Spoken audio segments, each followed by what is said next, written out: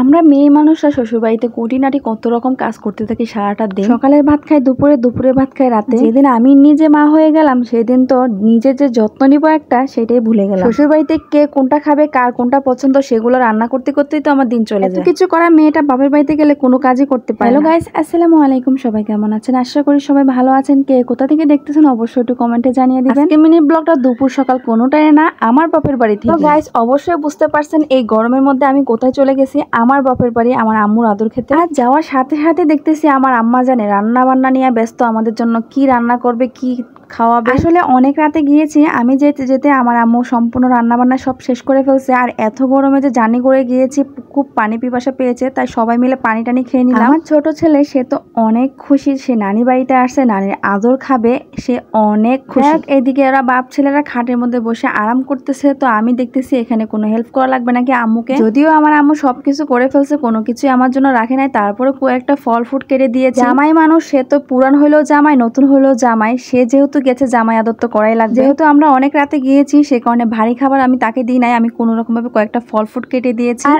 আমার বড় ছেলে বাসা থেকে বের হওয়ার আগে আমার আম্মুকে ফোন দিয়ে বলে দিয়েছে, নানি আমি কিন্তু কাচ্চি বিরিয়ানি খাবো। এত রাতে বলছে, সে কারণে আম্মুকে আমি মানা করছিলাম রান্না করতে। তারপরে আমার আম্মু রান্না না করলে কি হয়েছে, দোকান থেকে কিনে এনে রেখে দিয়েছে। আর গাইস আমার জন্য যে এত মজার মজার খাবার রান্না করছে, শুটকির ভর্তা, মাছের ভর্তা, করলা ভাজি, মাছের বোনা, অনেক ধরনের আইটেম করছে। তবে আমি যেগুলো দিয়ে খেয়েছি এগুলো হচ্ছে আমার মোস্ট ফেভারিট খাবার। যাই হোক, যার যার পছন্দের খাবার শেষে খেয়ে নিয়েছিলাম। খাওয়া দাওয়া শেষ করার পরে যেটা হয় গল্প, মা মেয়ের গল্প করতে করতে আমি বলতেছি, মা তুমি যে দেখো আমি তোমার বাসায় এসে কোনো কাজকর্ম করি না, তোমাকে দেখানোর জন্য আজকে না আম্মু আমি পুরো কাজগুলো ভিডিও করে আসছি। দেখো আম্মু, তোমার বাসায় আসার আগে দিয়ে আমি কত কত কাজ করে আসছি, আর তোমার নাতিরা দেখো আমাকে দিয়ে কি কি করাইছে। দেখো তোমার বড় নাতি তো এক তো নিচে গিয়েছে, সে বল নিয়ে যায় না, আমাকে বলতেছে বল দেওয়ার জন্য, আমি উপর থেকে বল দিয়েছি। আরেক তো তোমার জামাই দেখো এত এত শাক নিয়ে আসছে, আমি যেহেতু তোমার বাসায় আসবো সে এতগুলো শাক আনার কোনো দরকার ছিল? এই শাকগুলো যদি আমি রেখে চলে যাই, কোনো শাকগুলো পচে নষ্ট হয়ে যাবে। এখন আমি কি করব বলো তো? এগুলো অবশ্যই তো গোছ গাছ করে রেখে আসতে হবে। কি করব দেখো তো আমি কি করতেছি,